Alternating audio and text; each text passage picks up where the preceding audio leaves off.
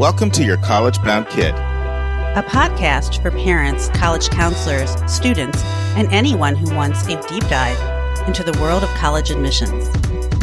Hi, this is Christina Lopez. I'm an enrollment strategy leader and founder of the Dean's Desk.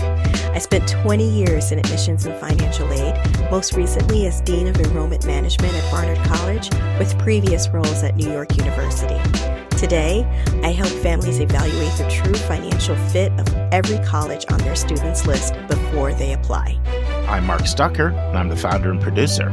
Our mission is to make college knowledge available to all. We care deeply about your kid. We believe college is a match to be made and not a prize to be won. We believe in being genuine and transparent. We are committed to covering a variety of topics, including the tough subjects. Thanks to your generosity, we're committed to providing a minimum of 10 hours of fresh, commercial-free content every month, with episodes every Monday and Thursday. We have a variety of co-hosts because we believe and value diverse perspectives. You're our listening family, and we get great joy every time we meet with you, as we do our best to give you tools so your students can soar and reach their limitless potential. Good morning, friends. It's Wednesday. Of course, you'll get this on Thursday. But I was telling my staff yesterday, and there's 4 core people on our application staff for applications for my company. And I was telling them, tomorrow feels like Christmas to me. And then I got a text from one of our core staff members at like 6:17 in the morning. And I was out gardening. And they're like, your college bound kid, YouTube is live. And I'd just gotten so into gardening, it had slipped my mind. And then it was a double whammy because, and this is really strategic, but Mayor LaChance and John Rooney, who are managing our Your College Bound Kid website, they timed it to do the relaunch of the new website exactly when YouTube went live. I thought it might be like 3 weeks or so before they're ready. So yeah, so bang, bang, our new website's up. I love it. I was going to go into some more detail with you. There are a lot of changes. I mean, a lot of changes. And I have not had anybody yet who's reviewed it that has not been effusive. But I've asked Mayor John if we could just do a little video, because I think to show you how to use it will be better than how to tell you how to use it. We will have some of the changes listed in YCBK Plus. It comes out later in a few days. So they'll be listed there, but I think it'll be, easier to see it. So we're going to do a little demo video for you. But I can think of about 15 improvements right off the jump. It's pretty awesome. And I think you're going to really like Your College Bound Kid podcast on YouTube. I encourage you to check it out. The 6 videos are up. And we're now daily. We're now daily podcast. Yeah, we're trying to do what like the Chronicle and Inside Higher Ed does, like kick out daily information. And occasionally there'll be an interview that I'll run on YouTube and then bring over here. But for the most part, it's going to be separate individual content. So I'm really proud of my team. Everybody just stepped up in a major way and contributed, and we're all rowing in the same direction. Of course, we can always improve. We welcome your comments, but we know our listeners are sponges. You're thirsty for knowledge. So check out Your College Bound Kid podcast on YouTube. And check out the brand new Your College Bound Kid website. We think that we're improving, and hopefully we're serving you better. All right, let's talk about today's episode. So Christina joins me to answer a question from a mom from South Florida. She just wants to know how they're privileged, because they're a full pay family. How's that going to impact her son's application? How should it impact extracurriculars and things he does? And how can he present himself in a way that is authentic but not hurt himself? It was a very thoughtful question that I really appreciate it. And Christina joins me to answer it. And then I was able to at least resurrect 2.5 parts so far of that Jed Applerouth interview. So Jed took about 5 or 6 questions that you guys sent in, and he answered them. And so I know for a fact that at least 2.5 parts is saved because I've gone through and edited it. Nemanja and I are trying to see if we can salvage the last 9 minutes where we had a tech issue. But today, you'll hear part 1, Jed Applerouth answering frequently asked questions about changes to the SAT and to the ACT. So without any further ado, let's dive into the question from a listener And Christina joins me to answer it. And now it's time for a question from one of our listeners.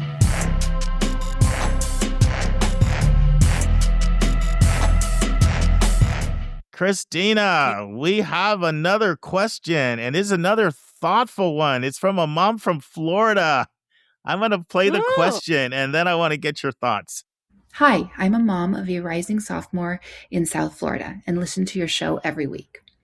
My son is a strong student at a private high school in South Florida, and we will be full pay for college. I'm trying to think carefully about how he should approach applications given his background. How should he position his experiences without either hiding his privilege or over-explaining it? Does over-focusing on community service risk looking performative? Does a regular summer job like in retail, restaurants, or lifeguarding help or seem strange, especially if it could be perceived as taking away an employment opportunity from someone that really needs that job financially to make it work for their family? And more broadly, what makes a full-pay private school applicant seem authentic? I want him to be able to present himself honestly, not necessarily strategically, but I also want to ensure that him being honest doesn't accidentally work against him. Thank you for your help. What do you think? All right. So when I'm reading an application, I am always reading it within the context of that student, right? So it's never just letters and numbers, grades and test scores. I am trying to figure out the environment, the context of which the student is in, and what they had to take advantage of. So if a student is coming from an affluent background and they've had a lot of opportunities, great. That's not a ding against them or a ding for them. I'm looking to see, with the resources that you had, how did you take advantage of that, right? And so if you're doing volunteer work, sure, volunteer work is great, but did you do it for like 5 hours one summer, or did you do it over a 3-year period, right? Like, what was the impact of that? So a lot of times when we're talking about an application, it's not just about what did they do, what, leadership did they, titles did they have. I want to know about the impact that student had on their school community, on their city, on, the communities that they've been in. And so that's more to me than just, I did this community service thing. What was the impact of that? And if it's negligible, then that's fine. It doesn't matter if they had what kind of, socioeconomic background they came from. It's just kind of a filler, right? So, and if a student wants to take a job, fantastic, right? A job is a wonderful way to show leadership and character development and just to have money in your pocket. That's never a bad thing. And trust me, if a student has means and they don't need to get a job, they probably won't. So the fact that the student did is great.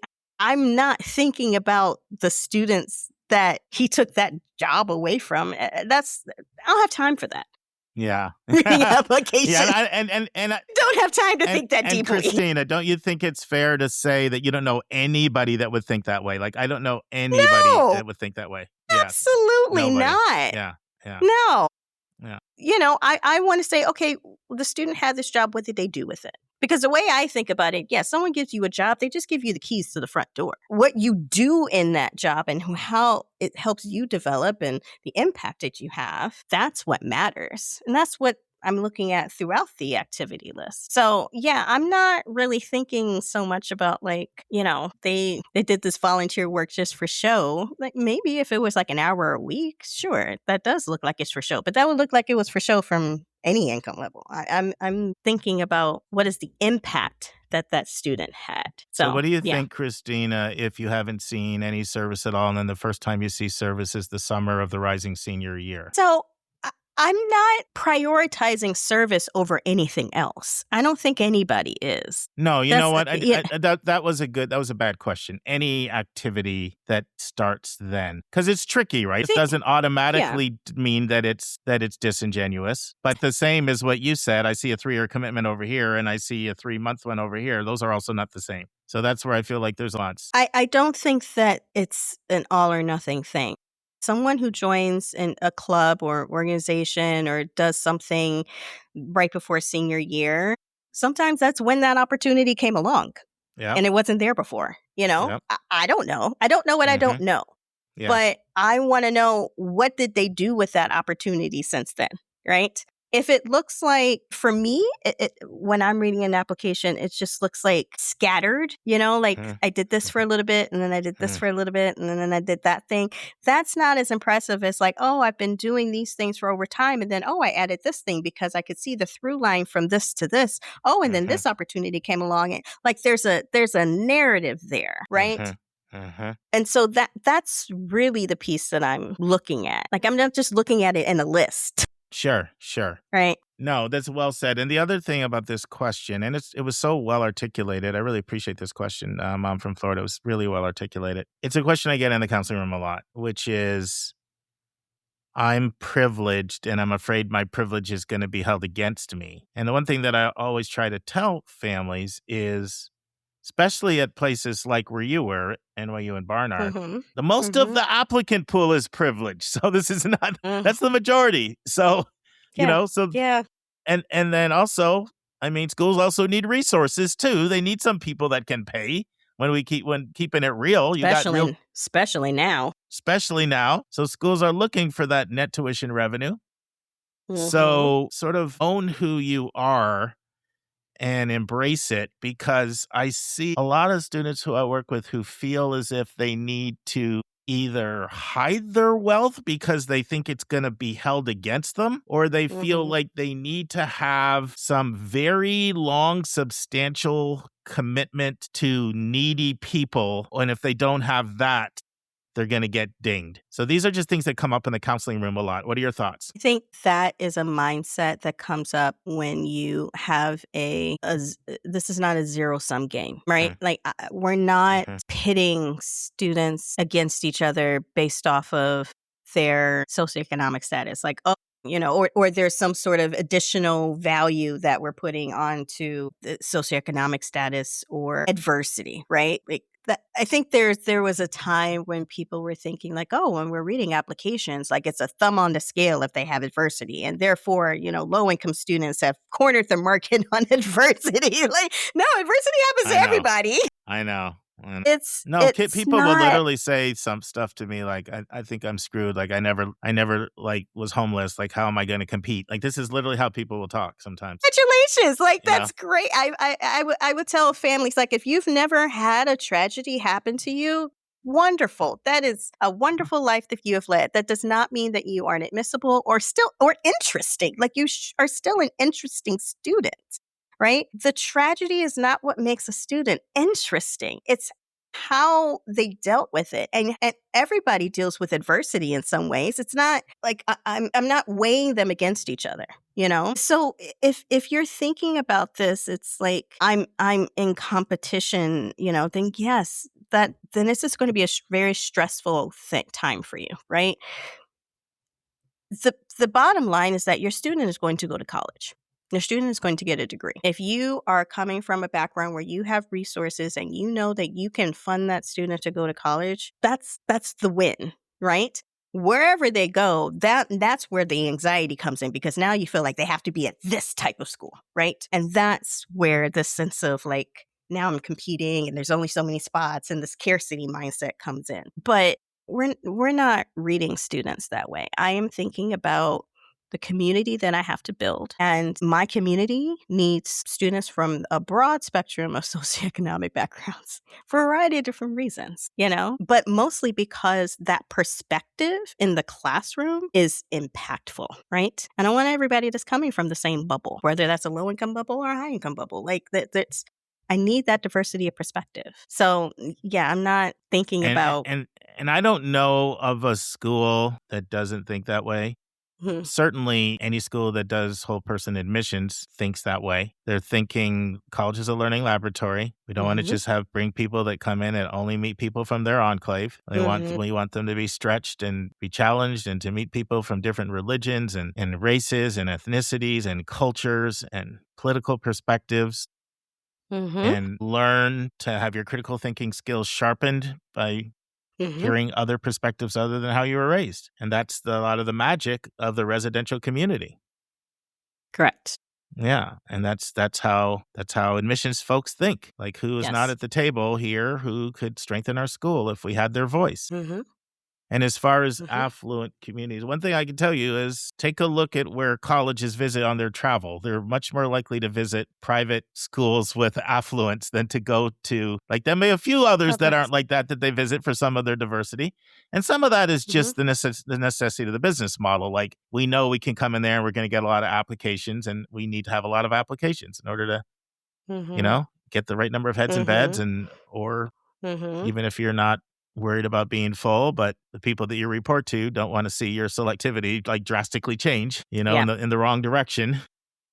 Yeah. So those schools are always going to be in demand because they have college-going populations that apply in large numbers, and that's what these schools want. Right. Exactly. Thank you, Christina. Thank you, Mom from South Florida.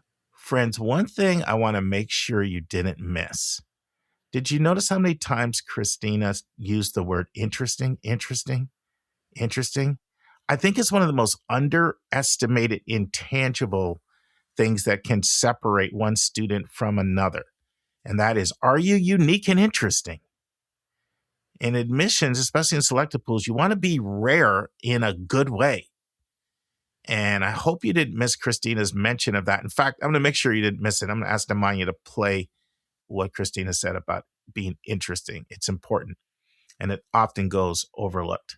I would tell families, like, if you've never had a tragedy happen to you, wonderful. That is a wonderful life that you have led. That does not mean that you aren't admissible or interesting. Like, you are still an interesting student, right? The tragedy is not what makes a student interesting. It's how they dealt with it. Friends, the other thing Christina said 5 times in less than 2 minutes is the word impact. And I just want you to hear in a short 25-second segment how Christina hit the word impact over and over and over. Nemanja, go ahead and insert this, please. What was the impact of that? So a lot of times when we're talking about an application, it's not just about what did they do, what, leadership titles did they have. I want to know about the impact that student had on their school community, on their city, on, the communities that they've been in. And so that's more to me than just, I did this community service thing. What was the impact of that? All right, friends, let's transition to my interview with Jed Applerouth, answering questions you sent in on changes to the ACT and the SAT. And now this week's interview with a special guest.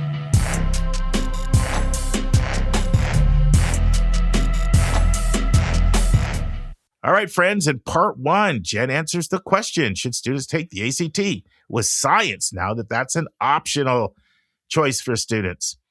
Jed goes over the major changes with the ACT and the SAT.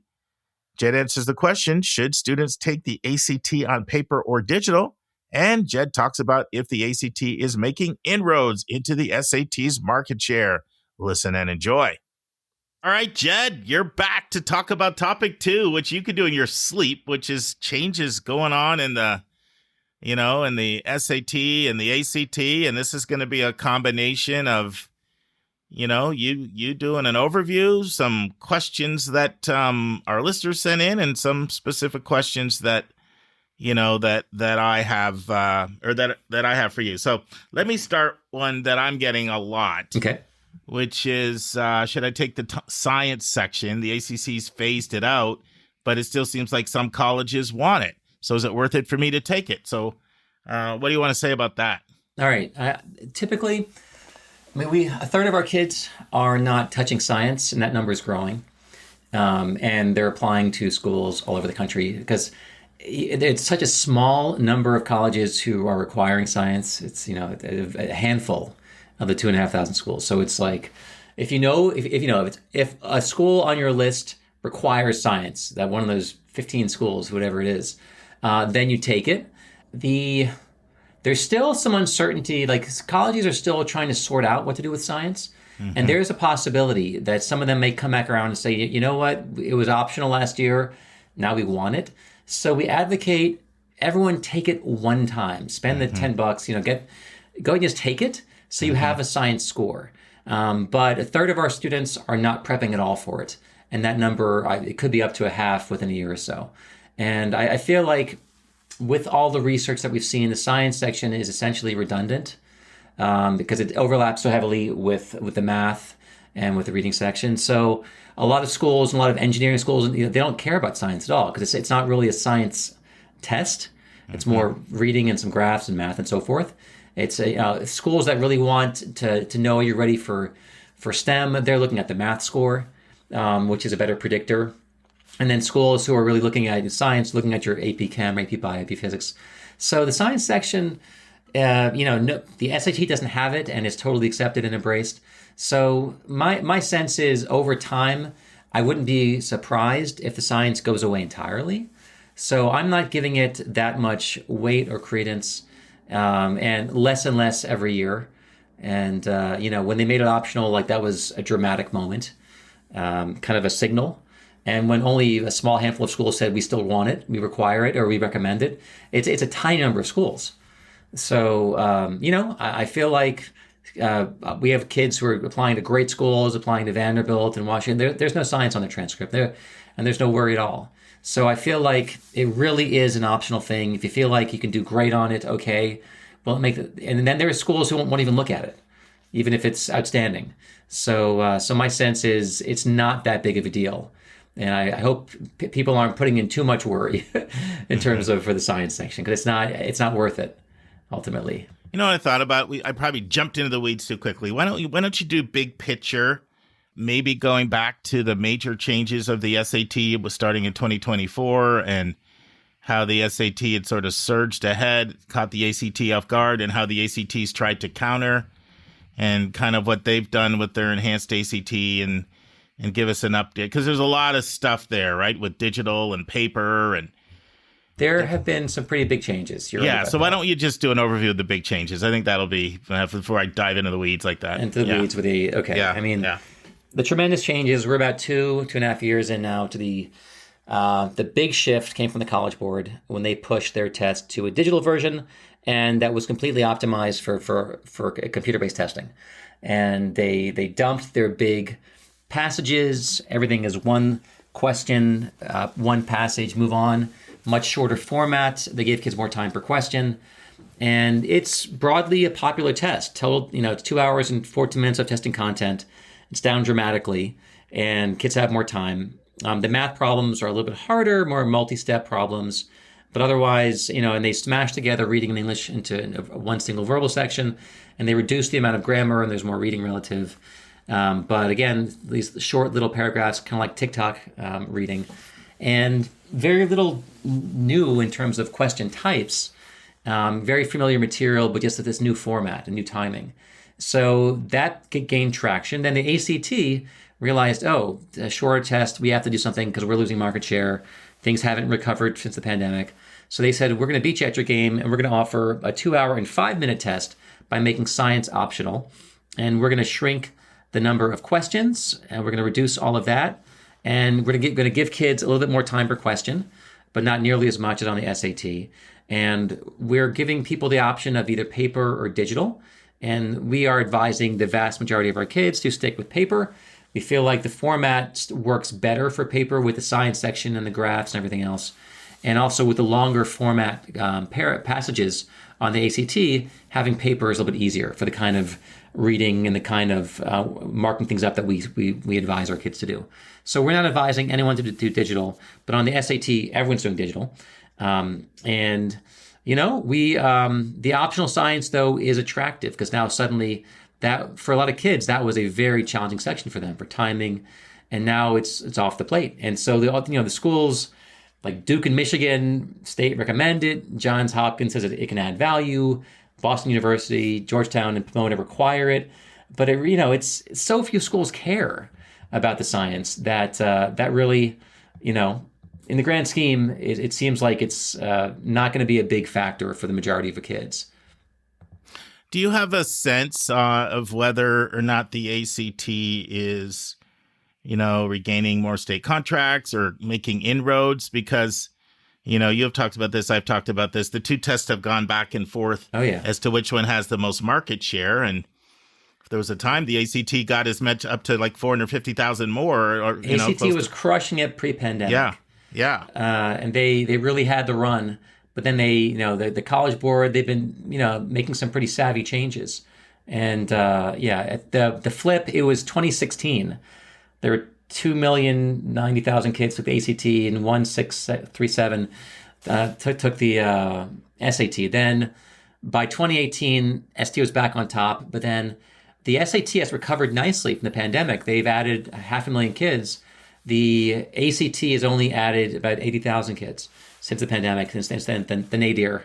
And so it's like College Board's working, and there's been stress over at the ACT. They've had leadership changes. They were bought by private equity. All this massive changes at the ACT, and they're trying to retool and gain share. But the SAT is eating their lunch right now, and we're seeing that in our students. Only about 2/3 of our students are prepping for the SAT, and about 1/3 for the ACT, and that wasn't the case 8 years ago. It was much more balanced. But we're seeing at a local level, not local, but within our industry, we're seeing the same thing happen with the demand, and there's much more demand for the SAT. But now we have this relatively new, this present year shorter science optional ACT, and it is. I don't have enough data yet to show is it getting popularity, but I see reasons why it could, because kids like doing less prep. Kids, like a shorter test, and 2 hours and 5 minutes, it's manageable. My kids can on a weekend, you knock one of these things out. It's not these the SAT was 5 hours, if you remember, and it was your whole Saturday. Now it's Sure. 2 hours and 20 minutes. I used to proctor that thing. Yeah, man, it was a beast. It was. So I think it's a good move, giving kids a shorter option. Making science optional is popular. The fact that most colleges are just saying whatever, science, not really a big deal. I think we're going to see fewer and fewer kids taking science every year, unless something changes. And eventually, at some point, they might just get rid of it because it doesn't really add much. Because the difference when you have science or don't have science on a broad level, like the averages is like a 0.2 points. It's nothing. Because so many kids, there's so much collinearity. Like kids who do well in science are doing well in math and reading. So it doesn't give you much extra. It doesn't really add to the strength of the prediction of who'll do well in college, which makes it essentially superfluous for most kids. Now, we've seen so many changes when it comes to test optional, and almost everybody going test optional during the pandemic, and then some colleges liking test optional because they got more applicants, and everybody likes more applicants, and they got more comfortable or creatures of habit with being able to feel they could make decisions without it. But then the vast majority have stayed test optional, but on the high end, have 7 of the 8 Ivies, and you've got, more flagships, Texas and some other schools, Miami. So is your sense that we're pretty much at that sort of almost ACES point there? Do you think it's going to continue to be a trickle back toward... The trickle is on. And mostly on the highest levels, like maybe the Vanderbilts. Well, it's going to be the flagships and the high-level selectives. Mm-hmm. And they're coming back. I mean, the rate is around 6-7 a year. Mm-hmm. We just heard Claremont McKenna, and I wouldn't be surprised, if Harvey Mudd jumps in too, because they used to really, focus on the ST, the math too. LSU jumped in, Alabama, Princeton, Auburn, Carnegie Mellon, Ohio State, Penn, Miami last year. So it seems like, there was a huge Texas, jump. UT Austin, yeah. Yeah, there was a big jump in 2024. Mm-hmm. That was when the research came out from Opportunity Insights, Raj Chetty's group at Harvard. And that's when you had the Dartmouth, Yale, Brown, Harvard, Caltech, Cornell, Stanford. It was one after the other. And then last year it's, so I definitely see more of the southern states filling in. And there, it's going to be a big block of the flagships in the South are just going to be all across the South required. And you're already seeing Tennessee and Georgia and Florida. I'm waiting on you on Chapel Hill. They're going to. I'd be amazed if they don't jump in the game, just because they're so selective out of state. And that's the thing, when you have so many kids applying with these great GPAs and they look very similar, that's where testing can be a differentiator. And also all the research showing that kids with higher test scores are just doing better academically. And that was the UT Austin research. It was very meaningful. The kids on probation were more likely to have not sent a test score in, and the higher GPAs with kids with test scores. So the big flagships and the schools are very selective, and they're not worried about losing students. The ones who are on the margin, the ones who are worried about having their class and covering their finances, they're much more worried about bringing back any kind of testing requirements. But the state flagships, often they're flush with applicants, and the schools that are highly selective obviously have no problem. So they're not worried that they'll turn away some kids because they have plenty of buffer. They could fill their class 5 times. And so they're not worried about having one more requirement, one more hurdle. But schools who are lower down, who are less selective, who are nervous about, hitting their targets, yeah, I can see them not wanting to add another, barrier to entry for those kids. So I don't deny everything you said, but I think people like Chicago, Wake Forest, these are some people that have been pretty dug in on. Obviously, Bowdoin, Bates have been Bowdoin's 56 years, Bates is over 40 years. So I think they would probably not be comfortable with that framing. What would you say about that? It depends on the school. Sure. You have to run like the MIT, Stuart Schmell is like, hey, without test scores, we can't tell who's going to fail out at MIT. We need test scores. And look at our data. Yeah. And so of course you saw what Caltech did. And Caltech, they were test blind to these things actually make a difference. They help keep out people who aren't ready for the rigor of our program, even if they have an A in calculus.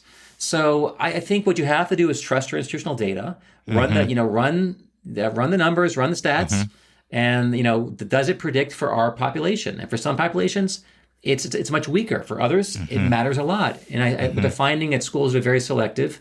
When so many kids have these big inflated GPAs, that's where the testing can help them. And I'm curious when you see some of the fissures, like with the UC system, where they're having so many more kids come in with good grades and they're remedial in math.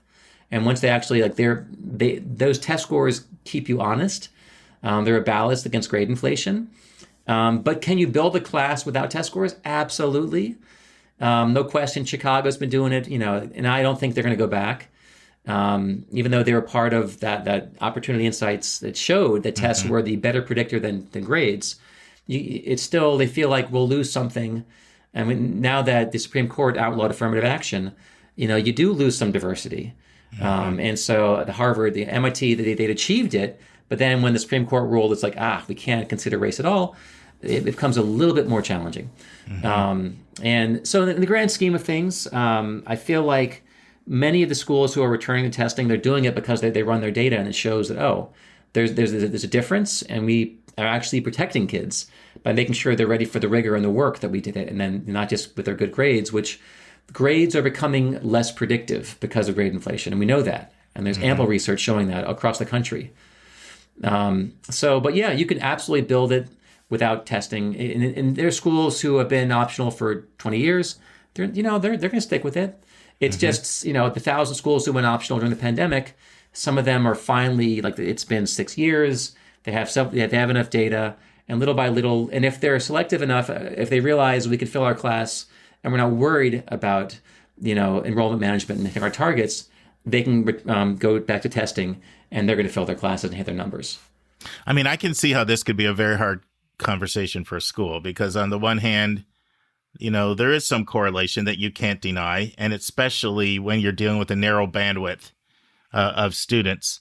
But on the other hand, I remember Michigan had a big pushback to some of the research saying, no, you will lose a lot in diversity. And that's real. Yeah. And that's real. And so if you value that and different perspectives from different places and what that brings to the classroom dorms, that's a teeter-totter trade-off there. Different people are going to kind of land on different things. And I mean, a lot of times faculty have a lot to say. Faculty tend to like test scores.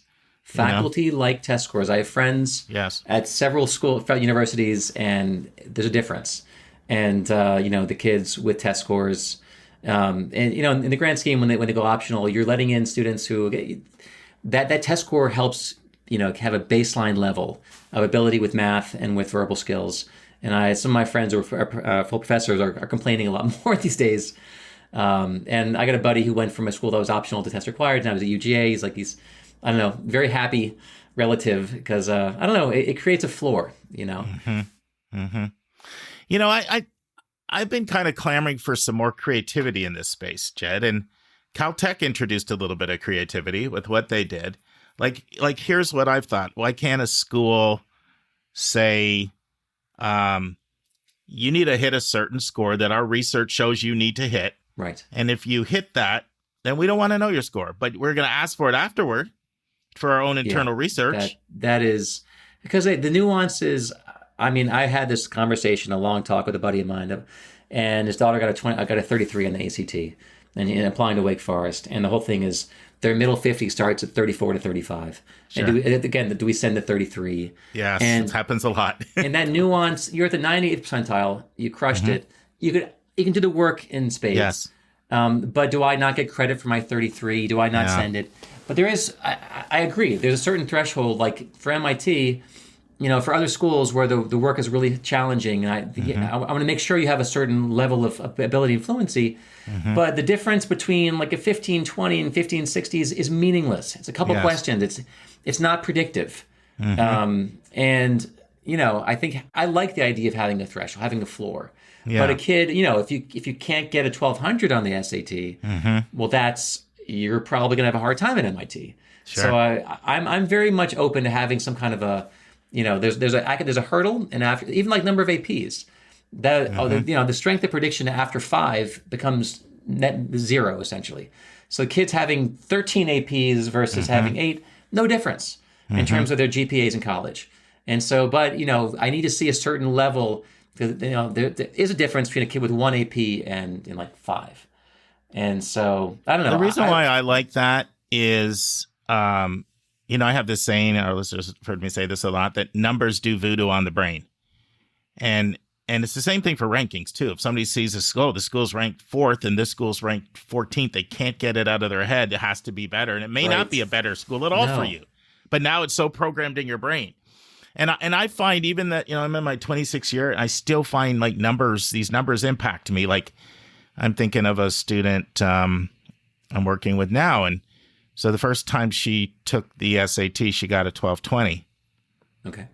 She had very aspirational schools that she was interested in, brother at an Ivy League school, this kind of thing. And I'm immediately sort of thinking, well, we probably need to reframe some of your expectations. And you sort of have a tendency to see somebody in a tier sometimes in your brain. Well, she has a 35 ACT right now. Amazing. Amazing. Now that's a case where the score then came up, but it kind of can mess with your mind a little bit when you see a certain score, especially if it's an extreme, and it's hard sometimes so I'm sure you've seen like Tufts is now saying, send your 1300. We want your 1300. We want that 1300. Yeah. And that to me is kind of moving somewhat in that direction. Maybe our research shows a 1300 is going to be perfectly fine here. It's getting away from that. Don't send your 32, 33 because, the middle score is 34, 35. So it takes away some of that frenzy. But I actually prefer sort of the don't send it at all if you hit this threshold. Check a box to say you hit it. And then we're going to collect scores at the end and do our own internal data. Like I think that removes the test score bias on the part of the reader, still lets the school do some institutional research.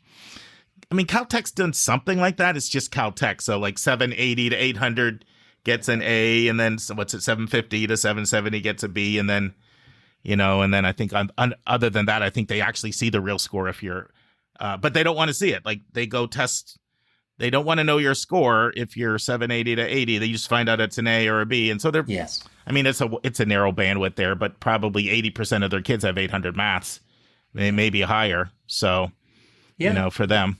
And I really do like that. Also, the schools that have a do no harm policy. I like that. It takes away some of the stress, some of the frenzy. Friends, this concludes part 1 of 3 of my interview with Jed Applerouth. Hope you join us next week for part 2.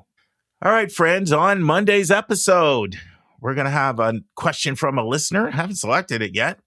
And we're going to have part 2, of the interview with Jed Applerouth. And when I think about that mom's question from South Florida, if you really think about her question, it was all about authenticity. And you probably know where I'm going. I can't help but close with one of my favorite quotes. It's one of the 10 quotes I put in my book when I put my 10 favorite admissions quotes. It's from Robin Mamlet, former dean of admission at Stanford. And it simply says this: even more than impressive test scores or great transcripts or fantastic essays, colleges are looking for authenticity, not the appearance of authenticity. not the packaging of authenticity, not the strategy of authenticity, just authenticity. Plain and simple. So why is that? If they detect exaggeration or pretense or packaging, how do they know which parts of the application are real? See you on Monday, friends. And that's our show. A big thank you to you, our listeners, for tuning in this week. If you find this podcast helpful, please follow us, and you will get every single episode as soon as they are released. If you want to support our podcast, you can click the share button and send it to your friends and acquaintances. You can say positive things about YCBK on social media, and you help us stay commercial-free and pay our staff by donating at yourcollegeboundkid.com and clicking the donate button. You can write a review for us on Apple or Spotify. If you have a question or suggestion, just go to speakpipe.com/YCBK, hit the orange button, and speak, and we will do our best to get your question or your comment in your own voice on an upcoming episode. I'm the producer of the podcast, and I live in Metro Atlanta. We have a fantastic team that has over 200 years of admission and counseling experience.